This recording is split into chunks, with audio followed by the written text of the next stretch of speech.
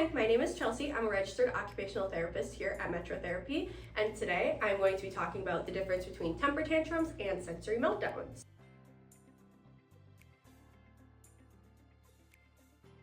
Okay, so first off, a tantrum or a temper tantrum, as you may call it. This is a behavioral controlled response to a child not getting something that they want.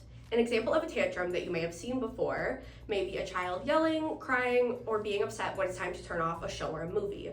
This upset continues until the child either gets what they want, the TV turned back on, or they realize that they will not be getting their desired outcome. Because the child is in control of these behaviors, they can turn them on or off depending on if they get what they want or they don't. A sensory meltdown, while it may look similar to a tantrum, is very different.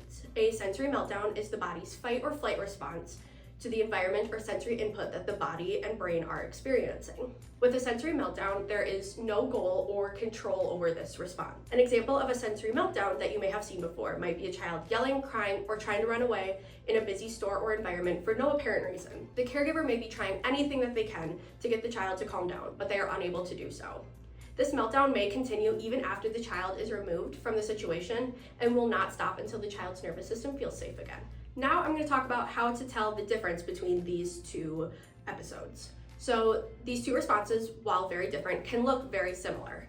There are a few ways to tell the difference between which one the child is experiencing, as well as different ways to respond to these situations. First, the cause. A tantrum is caused by frustration or anger and is used as a negotiation tactic to get what the child wants, such as attention, a preferred item, or to avoid doing something.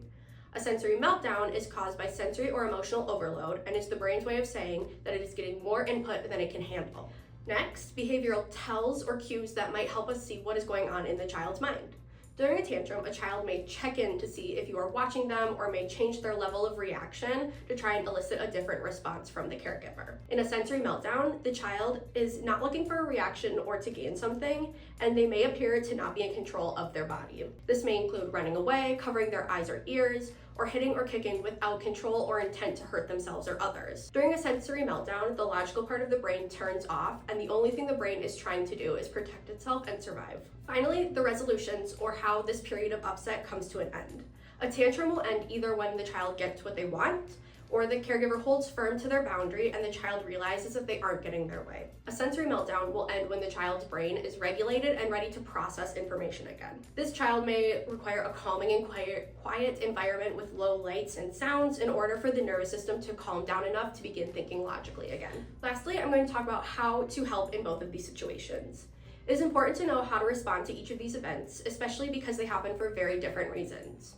For a tantrum, acknowledging the child's feelings are an important part of the response to this behavior. Saying, "I know that you're frustrated," or "I can see that you are feeling upset," helps to show the child that you are listening to them and that their feelings are being understood. After acknowledging the feelings, stay firm in your boundary and don't give in to the child's demand. By holding the boundary, you are showing your child that their behavior does not impact your decision.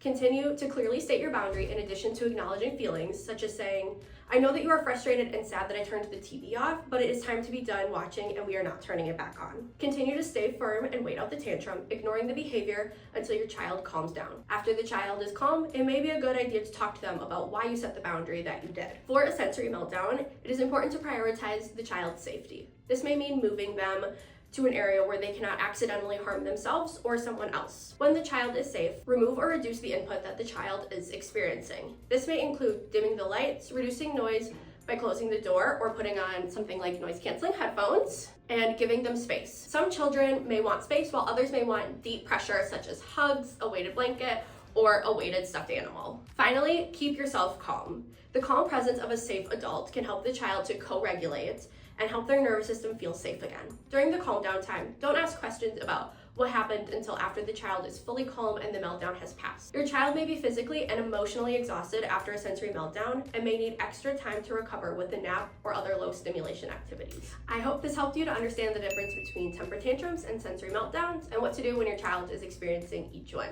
Thank you.